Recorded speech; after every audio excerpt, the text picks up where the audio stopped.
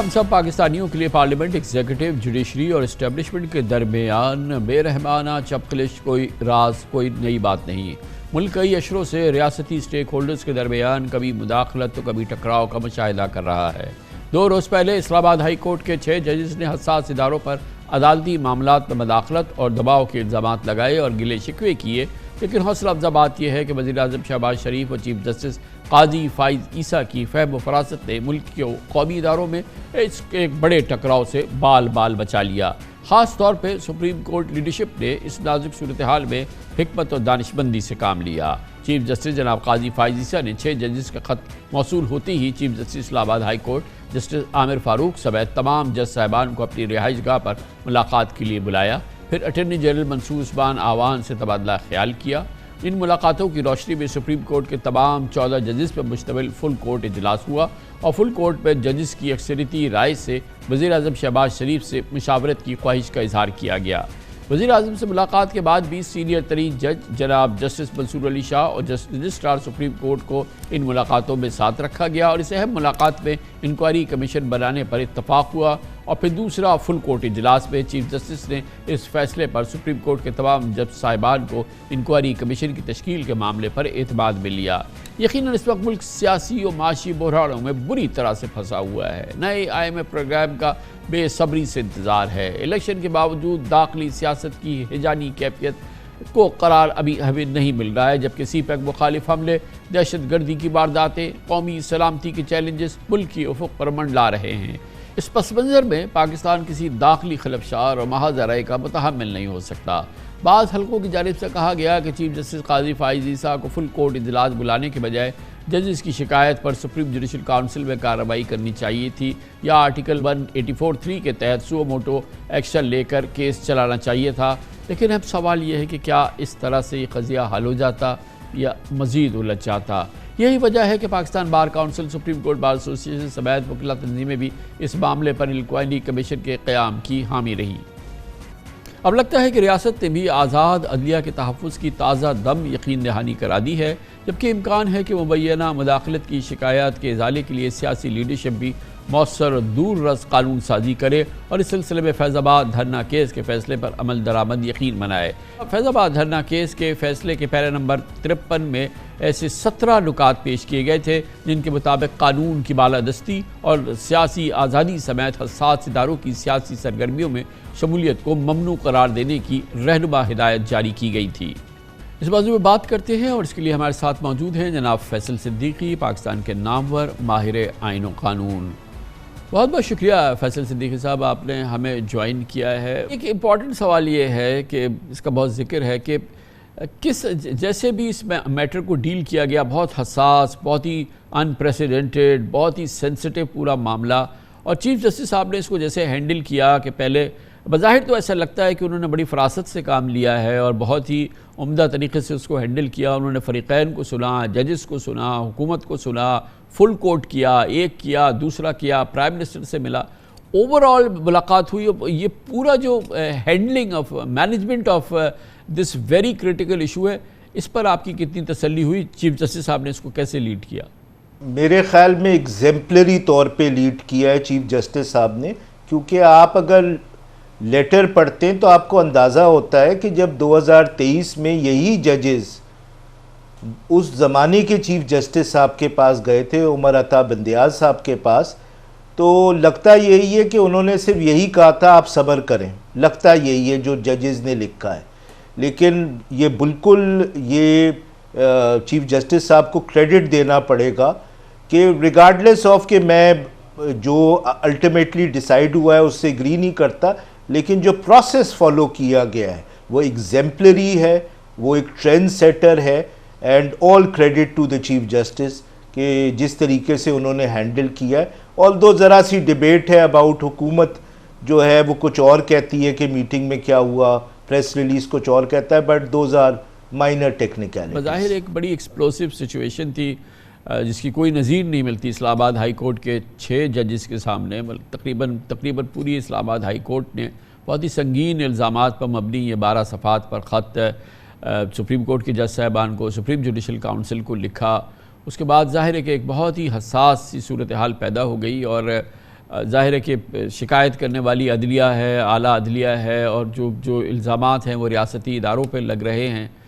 خطرہ یہ تھا کہ ایک بڑا کوئی کوئی ٹکراؤ نہ ہو جائے، کوئی اس قسم کی صورتحال نہ ہو جائے۔ بظاہر تو یہ لگتا ہے کہ بڑا ایمیکیبل سلوشن اس کا نکالا گیا، اور سپریم کورٹ لیول پہ فل کورٹ نے اس کو ڈیل کیا۔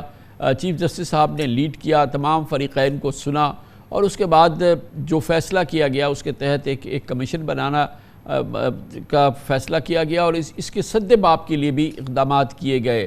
آپ کو مجموعی طور پہ اطمینان ہوا اس ریزولوشن کا جس طریقے سے یہ ہوئی ہے؟ نہیں، میرے خیال میں اس مسئلے کو اور کمپلیکیٹ کر دیا گیا ہے by the formation of this commission, اور یہ سمجھنے کے لیے کہ یہ کیوں کمپلیکیٹ ہو گیا، یہ سمجھنا ضروری ہے کہ اس لیٹر میں اسلام آباد ہائی کورٹ کے ججز نے کیا ریکویسٹ کی تھی، اس کو بڑا مس انڈرسٹینڈ کیا گیا۔ اس لیٹر میں کہیں یہ ریکویسٹ نہیں کی گئی ہے کہ یہ جو executive through its agencies interfere کر رہے ہیں ان کو انویسٹیگیٹ کیا جائے اور ان کو پنش کیا جائے، یہ کوئی ریکویسٹ نہیں ہے اس لیٹر میں۔ اس ریکویسٹ کی اس لیٹر میں بنیادی ریکویسٹ جو ہے کامران صاحب، وہ یہ ہے کہ ججز نے یہ کہا ہے اپنے پہلے پیراگراف میں بھی اور لاسٹ پیراگراف میں بھی کہ جب اس قسم کی انٹرفیئرنس ہوتی ہے تو سپریم جوڈیشل کاؤنسل، جس کا یہ کام ہے کہ وہ ججز کا کوڈ آف کنڈکٹ انفورس کرے، وہ ہمیں گائیڈ کرے کہ جب اس قسم کی انٹرفیئرنس ہوتی ہے ایگزیکٹو کی طرف سے تھرو اٹس ایجنسیز، تو ہم کس طرح رسپونڈ کریں، ہم انڈیویجولی رسپونڈ کریں، ہم کلیکٹیولی رسپونڈ کریں۔ تو مجھے یہ لگتا ہے کہ وہ لیٹر صحیح طرح پڑھے بغیر کہ اس میں کیا ریکویسٹ کی جا رہی تھی، یہ اس کو بالکل ہی ایک الگ طرف لے جایا گیا۔ میں دوبارہ کہوں گا، آپ لیٹر پڑھیں، اس لیٹر میں کہیں یہ نہیں ریکویسٹ کی گئی ہے اسلام آباد ہائی کورٹ کے ججز کی طرف سے کہ آپ ایجنسیز کا رول انویسٹیگیٹ کریں یا انش کریں کسی طریقے سے۔ دوسری جو کنفیوژن ارائز ہو رہی ہے وہ یہ ارائز ہو رہی ہے کہ جیسے آپ نے بالکل صحیح کہا کہ پہلے ایک فل کورٹ میٹنگ ہوئی، اس میں میجورٹی ممبرز نے یہ کہا، سب نے یہ نہیں کہا کہ آپ پرائم منسٹر سے مل لیں اور دیکھیں کہ وہ کیا سجیسٹ کر رہے ہیں۔ پھر جو اس میٹنگ میں ہوا ہے اس میں ایک کنفیوژن ہے۔ جو سپریم کورٹ کا پریس ریلیز ہے وہ یہ کہیں نہیں کہتا کہ چیف جسٹس صاحب اور جو سینئر پیونی جج تھے جسٹس منصور علی شاہ صاحب نے یہ ایگری کیا تھا پرائم منسٹر کے ساتھ کہ آپ ایک انکوائری کمیشن بنا دیں ہیڈڈ بائی ریٹائرڈ جج، جبکہ لا منسٹر یہ کہہ رہے ہیں کہ انہوں نے ایگری کیا تھا۔ پریس ریلیز میں اس قسم کا کوئی ایگریمنٹ نہیں۔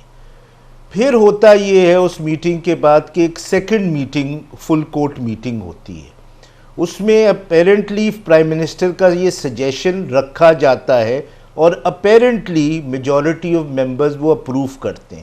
میں کیوں کہہ رہا ہوں اپیرنٹلی ہے، اس لیے کیونکہ اگر آپ پریس ریلیز کی لاسٹ لائن پڑھیں گے تو اس میں صرف یہ لکھا ہے کہ ایک سیکنڈ فل کورٹ میٹنگ ہوئی ہے، یہ نہیں لکھا اس میں کیا ہوا ہے۔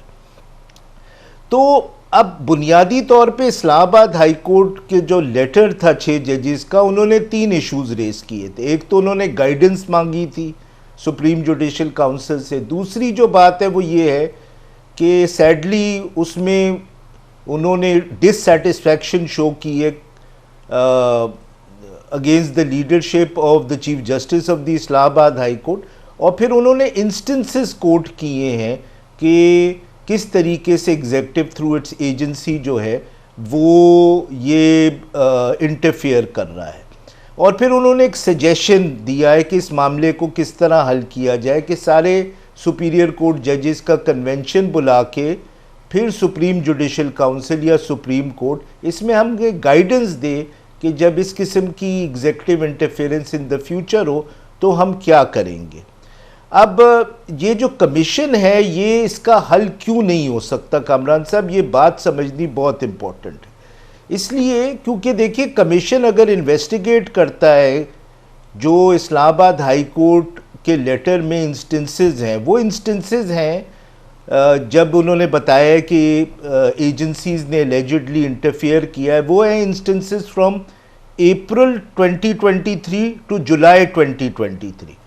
اب اس زمانے میں تو کون پرائم منسٹر صاحب تھے؟ وہ یہی پرائم منسٹر تھے۔ اس زمانے میں لا منسٹر کون تھے؟ یہی لا منسٹر تھے۔ اب یہ بڑی عجیب سی اور ایبسرڈ بات ہے کہ جو لوگ بیسکلی ہیڈ کرتے ہیں agency, because the prime minister is in charge of what ever intelligence agencies, تو یہ ایلیگیشنز تو لیٹر میں ایکچولی اس سٹنگ گورنمنٹ کے خلاف ہیں اور لا منسٹر کا اس میں رول ہے۔ اب آپ ان سے یہ کہہ رہے ہیں کہ وہ کمیشن بنائیں جو یہ انویسٹیگیٹ کریں کہ ان کے زمانے میں جو چیز ہوئی تھی وہ کس نے کی تھی، کون رسپانسبل ہے۔ تو اس پہ تو صرف میر تک میر کا وہ شعر ہی یاد آتا ہے انسان کو، میر کیا سادہ ہے بیمار ہوئے جس کے سبب، اسی عطار کے لونڈے سے دوا لیتے ہیں۔